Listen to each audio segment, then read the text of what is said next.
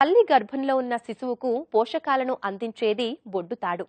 ఒకప్పుడు ఈ బొడ్డుతాడులో పుష్కలమైన stem cells ఉంటాయనే విషయాన్ని మరిచి శిశువు పుట్టగానే కత్తిరించి పారేసేవాళ్లు.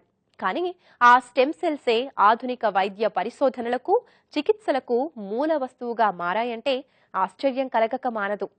భవిష్యత్తులో ఎదురయ్యే ఎలాంటి రోగాలకైనా శరీరంలోనే నిరోధక శక్తిని పెంచడానికి ఉపయోగపడే స్టెమ్ సెల్స్ పై సమగ్ర కథనం ఇప్పుడు చూద్దాం.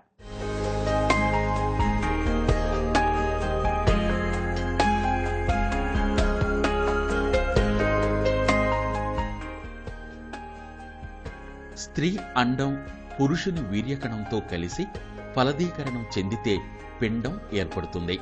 ప్రాథమిక దశలోని ఈ పిండ కణాలు అనేక రెట్లుగా వృద్ధి చెంది క్రమేణా వివిధ కణజాలంగా, అవయవాలుగా రూపుదాలుస్తాయి. గర్భస్థ పిండంలోని మూల కణానికి ఏ కణంగానైనా మారే శక్తి ఉంటుంది. మస్తిష్కం, కాలేయం, ప్యాంక్రియాస్, నేత్ర కణజాలంగా మారిన తరువాత మూల కణాలు ఈ శక్తిని శాశ్వతంగా మర్చిపోతాయి. ఈ శక్తిని మళ్లీ కణాలకు గుర్తు చేయటంలో విజయం సాధించారు క్లోనింగ్ ప్రక్రియలో తలపండిన శాస్త్రవేత్తలు. అందుకే వారు ఈ మూల కణాలను స్టెమ్ సెల్స్ అంటున్నారు. స్టెమ్ సెల్స్ అంటే మూల కణాలు. స్టెమ్ సెల్స్ అనేవి 3 రకాలు: embryonic stem cells, adult stem cells మరియు ఇండ్యూస్ ప్లూరిపోటెంట్ స్టెమ్ సెల్స్. ఒక కొమ్మ ఆకులు రాలిపోయినప్పుడు మళ్ళీ ఎలా చిగురిస్తుందో ఈ స్టెమ్ సెల్స్ కూడా అలా మనకి శరీరంలో అవయవాలు కానీ టిష్యూస్ కానీ రీజనరేట్ చేయడానికి, రెన్యూవల్ చేయడానికి చాలా ఉపయోగపడతాయి. పిండం నుండి అడల్ట్ ఫామ్ అయినప్పుడు, అలాగే ఆ అడల్ట్లో టిష్యూస్, ఆర్గన్స్ ఎలా డెవలప్ అవ్వడానికి స్టెమ్ సెల్స్ తోడ్పడతాయి. ఎంబ్రియానిక్ స్టెమ్ సెల్స్ అంటే పిండ మూల కణాలు.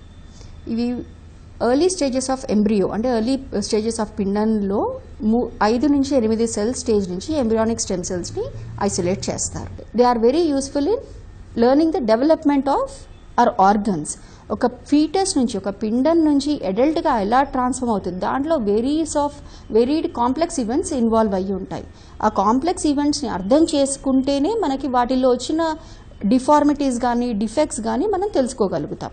సో ఆ కాంప్లెక్స్ ఈవెంట్స్ని అండర్స్టాండ్ చేసుకోవడానికి స్టెమ్ సెల్స్ యొక్క రీసెర్చ్ చేయడం చాలా ఇంపార్టెంట్. తల్లి గర్భంలో ఉన్న శిశువుకు పోషకాలను అందించేది బొడ్డు తాడు. పుట్టగానే శిశువు బొడ్డు భాగంలో ఉన్న ఈ తాడును కత్తిరించి పారేస్తారు. ఇందులో విలువైన మూల కణాలు, స్టెమ్ సెల్స్ పుష్కలంగా ఉంటాయి. ఈ మూల కణాలే ఆధునిక వైద్య పరిశోధనలకు, చికిత్సలకు మూల వస్తువులుగా మారాయి. శుక్రకణం కలవడం వల్ల అండం ఫలదీకరణం చెంది పిండంగా మారుతుందన్న విషయం తెలుసు. ఈ పిండం తల్లి గర్భంలో ప్రాణం, రూపాన్ని సంతరించుకుని భూమిపైకి శిశువు రూపంలో అడుగుపెడుతుంది. ప్రారంభంలో ఏకకణంతో ఉన్న పిండం 9 మాసాల్లో ఎన్నో కణాలుగా, కణజాలంగా, అవయవాలుగా మారి ఓ రూపాన్ని సంతరించుకోవడం అన్నది నిజంగా అద్భుతం. ఇలా ఎన్నో అవయవాలకు ప్రాణమిచ్చే మూల కణాలు బొడ్డుతాడు, గర్భస్థ పిండంలో ఉంటాయని శాస్త్రవేత్తలు తేల్చారు. ఒకసారి స్టెమ్ సెల్స్ దాచుకుంటే షుగర్, బీపీ నుంచి క్యాన్సర్ వరకు వయసు పెరిగిన తర్వాత బాధించే రోగాలకు దూరంగా ఉండవచ్చు అంటున్నారు పరిశోధకులు. అంబ్లికల్ కార్డ్ టిష్యూ అంటే బ్రొడ్డుపేగులో వచ్చిన బ్లడ్ కానీ, బ్రొడ్డుపేగును కానీ మనము యూజ్ చేసుకోవట్లేదు. కానీ అంబ్లికల్ కార్డ్లో ఉన్న stem cells are very important and they have a very high quality, equal quality to embryonic stem cells. Umbilical blood cord stem సెల్స్ని ఐసోలేట్ చేయడం చాలా సులువు. అండ్ ఎందుకంత ఇంపార్టెంట్ అంటే అది ఎలాగో మనకి ఉపయోగపడదు, అది ఎలాగో డ్రైన్లోకి వెళ్ళిపోతుంది. అవి కనుక సేవ్ చేసుకోగలిగితే ఫ్యూచర్లో వచ్చే డిసీజెస్ని మనము రెక్టిఫై చేయగలుగుతాము. లైక్ జెనెటిక్ డిసీజెస్ వల్ల వచ్చే డిసీజెస్ని రెక్టిఫై చేయగలుగుతాం. స్టెమ్ సెల్స్ బ్యాంకింగ్ వల్ల మనం ఆ కార్డ్ బ్లడ్ సెల్స్ని ప్రిజర్వ్ చేయొచ్చు. ఫీటస్ పుట్టిన 10 minutesలో అంబ్లికల్ కార్డ్ బ్లడ్ కనుక కలెక్ట్ చేయగలిగితే అది చాలా ఉపయోగపడుతుంది. దాంట్లో large quantities of stem cells ఉంటాయి. అవి డిఫరెన్షియేట్ అవుతాయి. అవి లుకీమియాస్, లింఫోమాస్, ప్యాంక్రియాటిక్ క్యాన్సర్స్, అలాగే డయాబెటీస్ వాటన్నిటికీ ఉపయోగపడతాయి. అవన్నీ ట్రీట్ చేయడానికి ఉపయోగపడతాయి. అలాగే కార్టిలేజ్ రిపేర్, బోన్ రిపేర్స్ వల్ల కూడా ఇంకా రీసెర్చ్ జరుగుతుంది.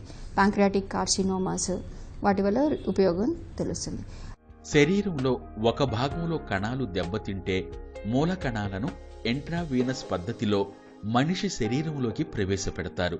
దీంతో మూల కణాలు దెబ్బతిన్న ప్రాంతాలు లేదా గాయపడిన ప్రాంతాల వరకు వెళ్లి అక్కడ ఉన్న వాపును తగ్గించి ఆయా భాగాలకు రక్త ప్రసరణ సజావుగా జరిగేలా చేస్తాయి. దీంతో ఆ వ్యాధి నుంచి బయటపడవచ్చు. శరీరంలో వివిధ రకాల భాగాల్లో లభించే మూల కణాలతో 80 రకాల వ్యాధులకు చికిత్స అందించవచ్చని ఇప్పటి వరకు జరిగిన పరిశోధనలు తేల్చాయి. పెద్దవాళ్ల స్టెమ్ సెల్స్ కంటే పిల్లల బొడ్డుతాడు ద్వారా తీసుకున్న స్టెమ్ సెల్స్ చాలా వేగంగా కణాలను పునరుత్పత్తి చేయగలుగుతున్నాయి. అందుకే బేబీ స్టెమ్ సెల్స్ స్టోర్ చేయటంపై ఎక్కువ ప్రాధాన్యత పెరిగింది. కాలం గడిచే కొద్దీ శరీరంలో జరిగే మార్పుల ఫలితంగా వచ్చే రోగాలు నయం కావడానికి నూతన వైద్య సాంకేతిక విధానంలో స్టెమ్ సెల్ కు ఎంతో ప్రాధాన్యత ఏర్పడింది. ఈ సాంకేతికతను మరింతగా అభివృద్ధి చెందించే దిశగా చాలా తక్కువ సంస్థలు, ల్యాబ్లు ప్రస్తుతం రీసెర్చ్ పనుల్లో నిమగ్నమై ఉన్నాయి. అందుకే తల్లిదండ్రులు ఈ స్టెమ్ సెల్ విధానాన్ని అవలంబిస్తే తమకు పుట్టబోయే బిడ్డల భవిష్యత్తు ఆరోగ్య అవసరాలకు వారు ఊహించని సిరి సంపదలు అందించినట్టే.